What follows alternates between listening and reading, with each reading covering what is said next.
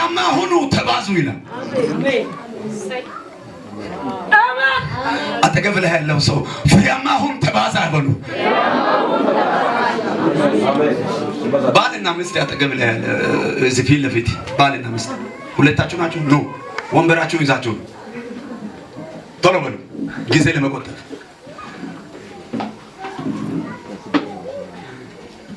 ኑ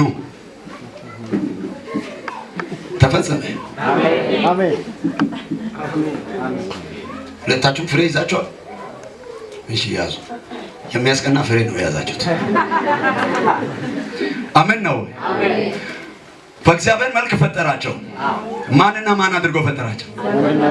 ወንድና ሴት። እግዚአብሔር ሰው ሁለቴ ይፈጥራል። አንደኛው ሴትና ወንድ አድርጎ ይፈጥራል። ሁለተኛ ባልና ሚስት አድርጎ ይፈጥራል። ቀሪውን ከጋብቻ አስተማሪዎች ባልና ሚስት አድርጎ አይደለም ይዘቦላ ቦታ የሚል እነዚህ ሰዎች ገና ደግሞ ምዕራፍ 2 ላይ ነው ከጭቃ ተሰርተው የሚመጡት።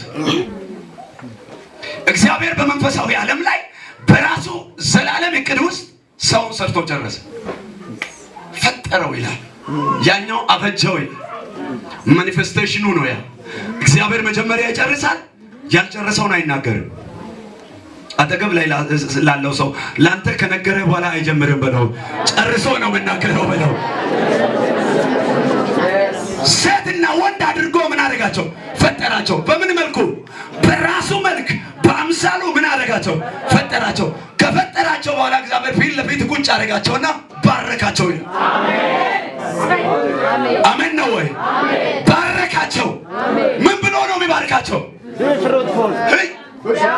ምንም አልሰማችሁ እንጂ ቤት ብትሄዱ አይሻላችሁም?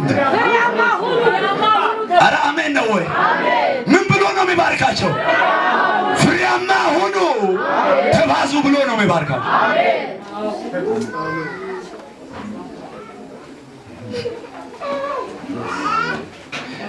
እርባታ ብቻ አታስብ። አጠገብ ላይ ያለው ሰውዬ አረ ኢየሱስ ጌታ። ምን አላቸው እነዚህ ሰዎች? እግዚአብሔር ቁጭ አደረጋቸውና ሊባርካቸው ይገባኛል አለ። እግዚአብሔር ራሱ አስቦ ነው። ምድር ላይ ሰው የለም፣ ሰው ሁለት ብቻ፣ ሴትና ወንድም ሴትም ተባርኳል። በላ አጠገብ ላይ ያለው ሰውዬ ወንድም ሴት ምን ሆኗል? በምድር ላይ ያለው ሰው ስንት ነው?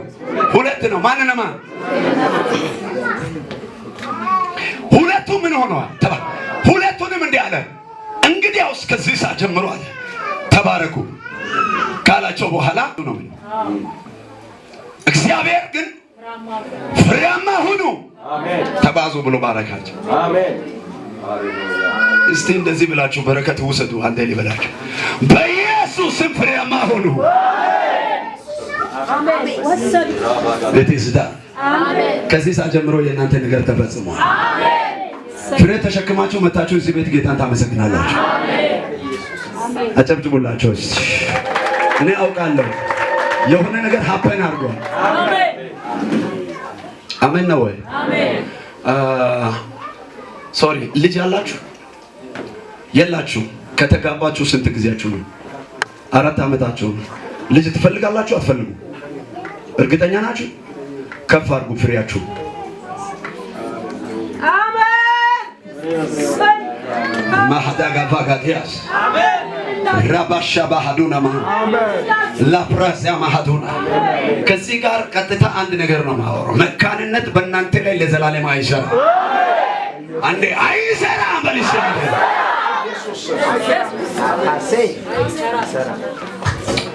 አሜን ነው ወይ? አሜን።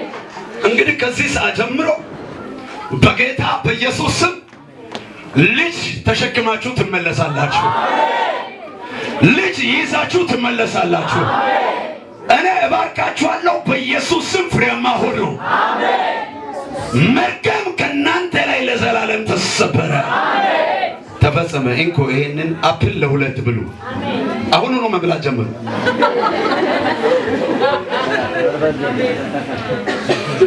አሜን ነው ወይ? እየሆነ ነው። በላ ተገብለላለው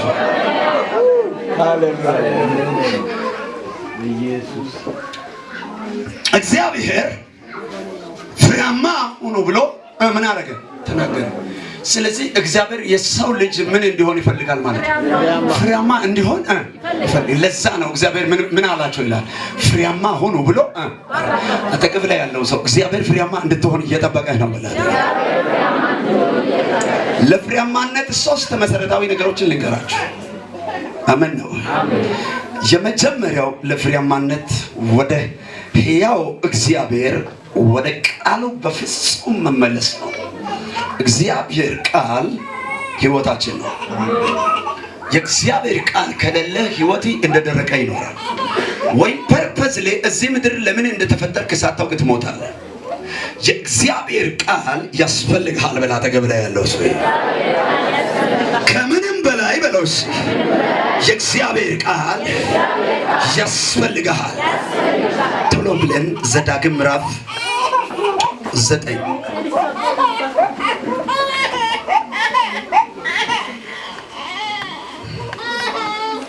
እናንተ የምትወልዷቸው ልጆች በጣም ገራሚ ልጆች ናቸው የሚሆኑት።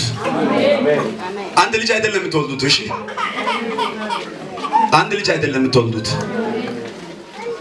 በጣም ገራሚ ልጆችን ትወልዳላችሁ። ውድ ልጆችን ትወልዳላችሁ። መልካም ፍሬ የሚያፈሩ መልካም ልጆችን ትወልዳላችሁ። አሜን ነው ወይ? እነዚህ ሰዎች በኋላ ኢብድ ይሆናሉ። ዝም በል። ዘዳግም ምዕራፍ 30 ዘዳግም ምዕራፍ 30 ቶሎ ብለን እናነባለን። ዘዳግም ምዕራፍ 30 ከቁጥር 9 በኢየሱስ ክርስቶስ ስም አነባለሁ። ደርሳችኋል ብዬ አስባለሁ። የአምላክህን የእግዚአብሔርን ቃል ብትሰማ በዚህ ሕግ መጽሐፍ የተጻፉትን ትእዛዛትን ሥርዓቱን ብትጠብቅ በፍጹም ልብህም በፍጹም ነፍስህም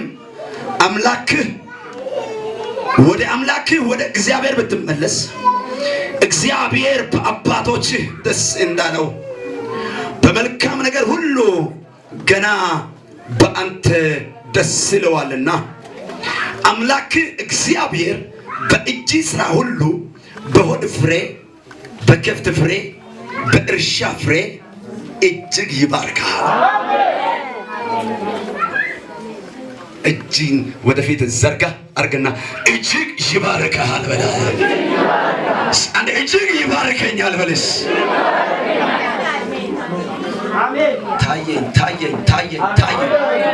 ታየኝ አንድ ሰው ላይ የበረከት ጦፍ ስለ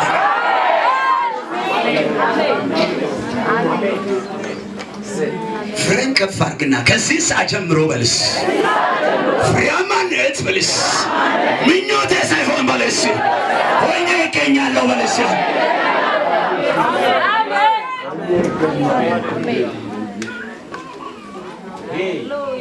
እግዚአብሔር እንደባረካችሁ ታውቃላችሁ።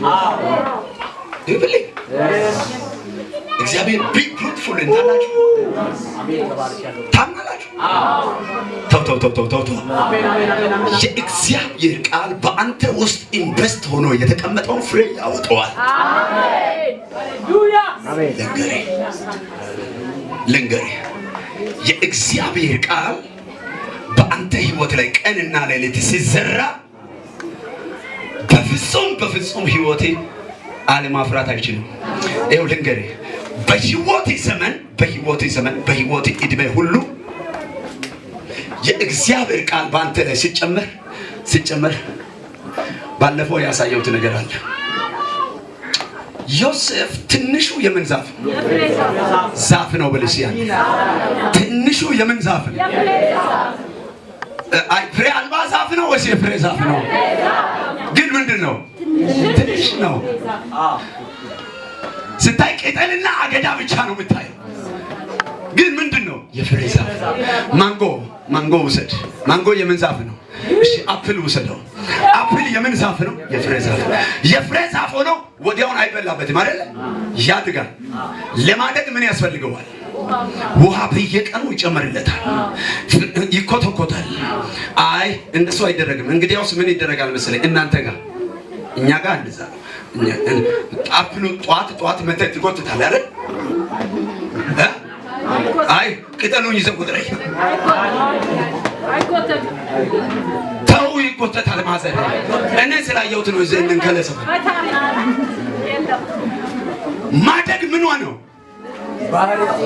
ተፈጥሯል ለሷ የሚያስፈልግ ነገር እስከ ተሰጠ ድረስ ማደግ ምን ነው ተፈጥሯ ነው የተፈጠረችበት ማንነቷ ያድጋል ማደግ ብቻ ሳይሆን ያፈራል ምንድነው እሷ ማንነቷ ነው ትንሹ የፍሬምን ዛፍ እስከ ጠጣ ድረስ ምን ይሆናል እስከ ጠጣ ድረስ ምን ይሆናል ያድጋል የተንጀረገገ ይመጣል እኔ ልንገር ምስጢሩ እዚህ ጋር ነው አሁን ያለው በየቀኑ የእግዚአብሔር ቃል በላይ ላይ በፈሰሰ ቁጥር በየቀኑ የእግዚአብሔር ቃል እየፈሰሰ በመጣ ቁጥር መዝሙረ ዳዊት ምዕራፍ 1 ምንድነው የሚለው ቃሉን ሕጉን ቀንና ሌሊት ያስባል ያሰላስላል ያሰው ወደ ውሃ ምንጭ ነው ስሯን እንደከተተች ቅጠሏንም እንደማይረግፍ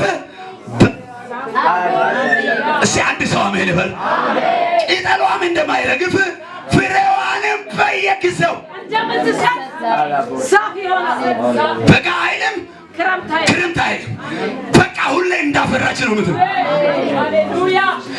በናዝሬቱ ጌታ በኢየሱስ ስም ከዛ ደግሞ ምን ልጅም ቢሰራው ሁሉ ምን ይሆናል ከዚህች ደቂቃ ጀምሮ አንድ በረከት ሊባርክ እጅ ያሳረፍክበት ሁሉ ፍሬያማ ይሁን